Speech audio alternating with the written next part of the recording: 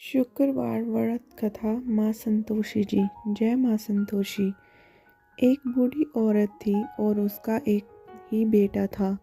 बेटे की शादी के बाद बुढ़िया बहू से घर के सारे काम करवाती थी, लेकिन उसे सही खाना नहीं देती थी। लड़के ने यह सब देखा, लेकिन माँ से कुछ नहीं कह पाया। बहुत सोच विचार के बाद एक दिन लड़के ने माँ से कहा, माँ मैं विदेश जा रहा हूँ। माँ ने बेटे को जाने का आदेश दिया। इसके बाद वह अपनी पत्नी के पास गया और बोला, मैं विदेश जा रहा हूँ, कोई निशानी दो। इतना कहकर वह पति के चरणों में गिर पड़ी और रोने लगी। इसने गोबर से लथपथ हाथों से पति के जूतों पर छाप छोड़ी। बेटे की मौत के बाद सास ससुर के अत्याचार और बढ़ गए। एक दिन बहू उदास होकर मंदिर गई। वहाँ कई महिलाएं पूजा कर रही थी। उन्होंने महिलाओं से व्रत के बारे में पूछा तो उन्होंने कहा कि हम संतोषी माता का व्रत कर रहे हैं। महिलाओं ने बताया कि यह सभी प्रकार के कष्टों का नाश करती है। महिलाओं ने बताया कि शुक्रवार के दिन स्नान करके एक बर्तन में शुद्ध जल लें, गुड़ और चने का प्रसाद लें और सच्चे मन से माँ की पूजा करें।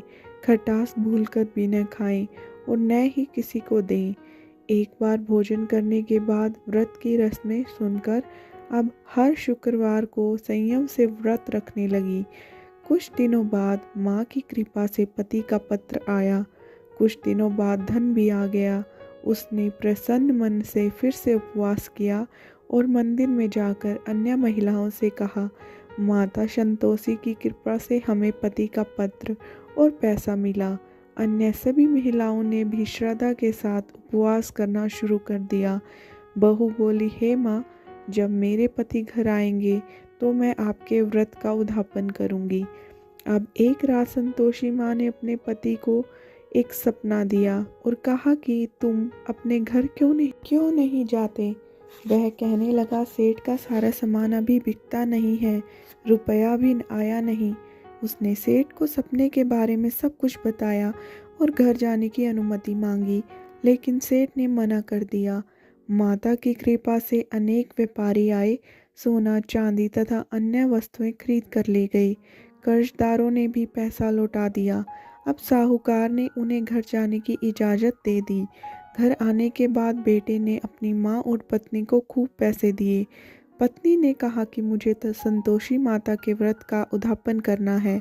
उसने सभी को आमंत्रित किया और उद्यान की सारी तैयारी की। एक पड़ोसी महिला उसे खुश देखकर ईर्ष्या करने लगी। उन्होंने अपने बच्चे को सिखाया कि आप भोजन के दौरान खट्टा अवश्य मांगे। उद्यापन के समय भोजन करते समय बच्चे में खटास आ गई तो बहू ने पैसे देकर उनका मनोरंजन किया। बच्चे दुकान से इमली और खट्टी मलाई खाने लगे तो माँ को बहू पर गुस्सा आ गया। राजा के दूत उसके पति को ले जाने लगे तो किसी ने बताया कि बच्चों ने उद्यान में पैसे की इमली खाई है। तो बहू ने फिर व्रत करने का संकल्प किया।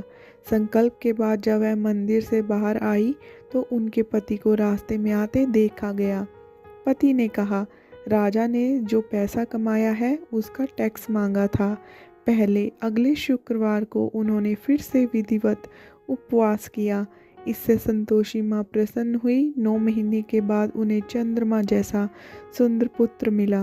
अब सास बहू और बेटा माँ की कृपा से खुशी खुशी रहने लगे। धन्यवाद। आपको आज की व्रत कथा कैसी लगी प्लीज़ कमेंट करके बताना और चैनल को सब्सक्राइब ज़रूर करना। Thank you.